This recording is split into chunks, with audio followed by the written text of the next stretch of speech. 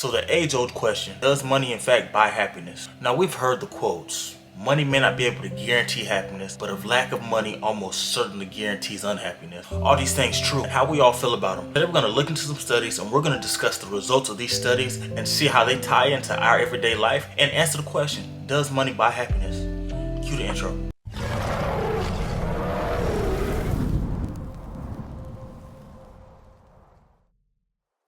What's good, YouTube? It's your boy Cameron. We're back with another video. Now, first and foremost, if this is your first time on my channel, please do me a favor. Hit that subscribe button as well as turn on that notification bell. That way you're notified anytime that I drop some content. And while you're at it, leave a like down below. It helps the algorithm, helps my channel continue to grow, and it pushes my content out in front of more and more people. And if this isn't your first time on my channel, I just want to say welcome back to the trenches. It's your boy Meech, man, and we put it live, and I got some great content for y'all today. Now, if this is your first time here, I want to give you a quick rundown. My name is Demetrius Campbell, aka Meech. If y'all call me Demetrius Campbell in the streets, best believe I will look the other way because I'm going to thank you to 12. On my channel, we tackle things such as finance, inspiration, motivation, as well as real world issues and what we can learn from them. Today we're answering the question, can money buy happiness? I often hear the study about Kahneman and Deacon from 2010. High income improves evaluation of life, but not emotional well-being. What's funny is the title actually says nothing about happiness. It actually says that money does not improve emotional well-being. The author describes two types of well-beings, emotional well-being and life evaluation. Emotional well-being is the quality of a person's everyday experiences, such as joy, happiness, anxiety, depression, anger, and fascination. Life experiences refers to a person's thoughts about his or her life on a longer time scale. The main point of the study was that people's life evaluation grows steadily with income. The author determined that more money doesn't buy happiness, but more so that less money is often associated with more emotional pain.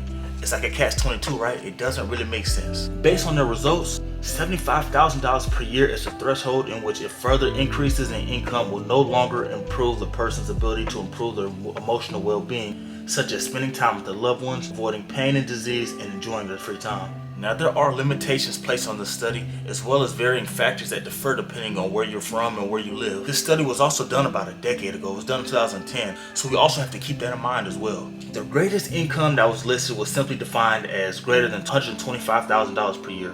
Net worth wasn't listed, and a small number of participants. Lastly, and most importantly, this study is cross-sectional.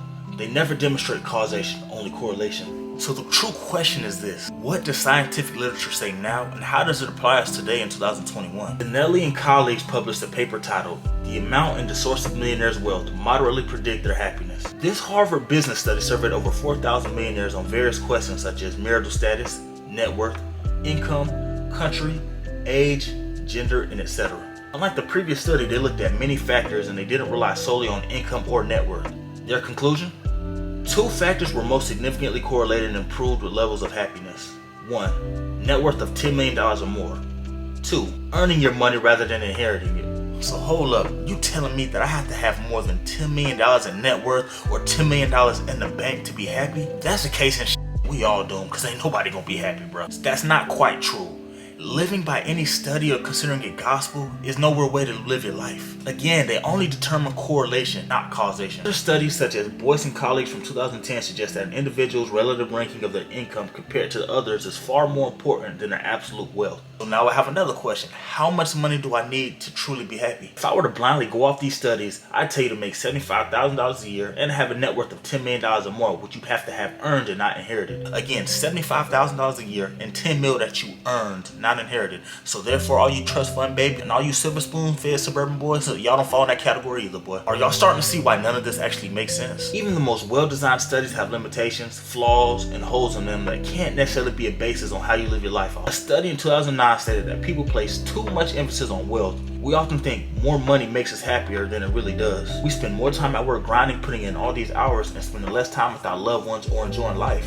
We believe that moving up the ladder and making more money will make us happier in the long run. But there's one thing that must be missing. Let how we actually spend our money be significantly more important than the actual dollar amount that we earn. Gilvage and colleagues determined that spending on experiences and spending on others was associated with greater happiness than material goods. Donating through charities, helping friends or families or loved ones was more satisfying than buying material goods. At this point, I ask you to take a step back. Donating to charities and spending your money on experiences will actually make you happy, right? According to a study. I just told y'all we can't necessarily base it as gospel and live our lives solely independently upon it. But if you're really from the trenches and you're struggling to make ends meet, you're really suffering, struggling just to put food on the table, what would you benefit more from?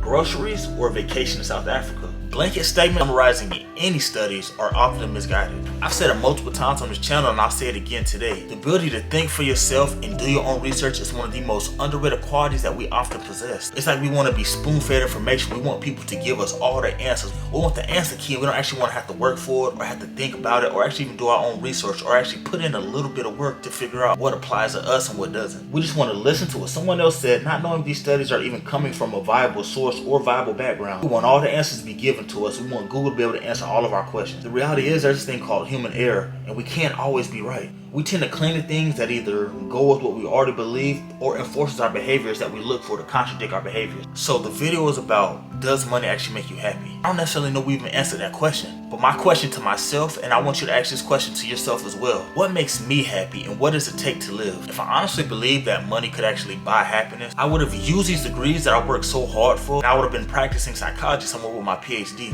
or I'd still be on somebody's roster playing in the league somewhere, getting ready for a game on Sunday. These are all things that pay extremely well in America. These are also things I've worked extremely hard my entire life to achieve. So if money made me happy, why wouldn't I just be doing these things? I've decided for myself it's more important to make an impact than it is to make a specific dollar amount. Let's be real. We live in a world, a day and an age where we're never satisfied. No matter how much money you make, it'll never be enough.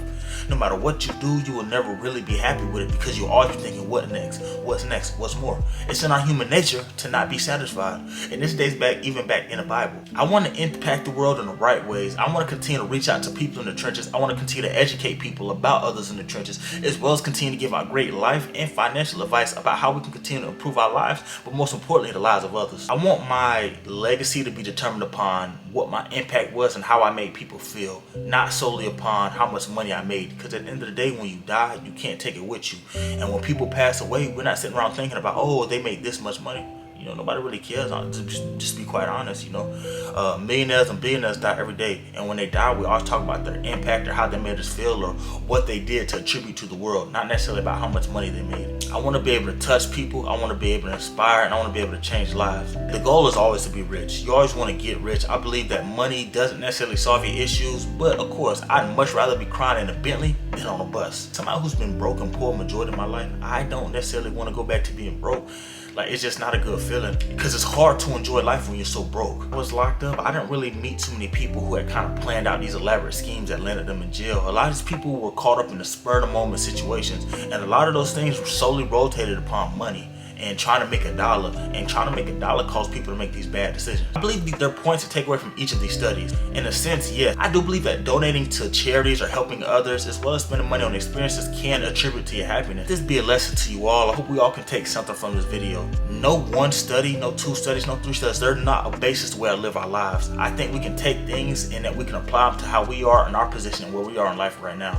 I've dedicated my life to my faith. The way I live my life now is based solely upon my faith and the things that I do. At the end of the day, I solely rely and depend upon Jesus Christ. I don't depend on a dollar amount to get me through to the next day. I depend on Jesus Christ, and I believe that's what's going to carry me along. Now, if you learned anything from this video, actually do me a favor. If you haven't already, please hit that subscribe button, as well as turn on that notification bell. That way you're notified anytime that I drop some content. And while you're at it, please leave a like down below. It helps the algorithm, helps my channel continue to grow, and it pushes my content out in front of more and more people. I just want to say I love y'all. I appreciate y'all. I thank y'all. I challenge you to continue to use your brain, continue to listen, continue to do your research, and I want you to share it down below in the comment section what you learned from this video.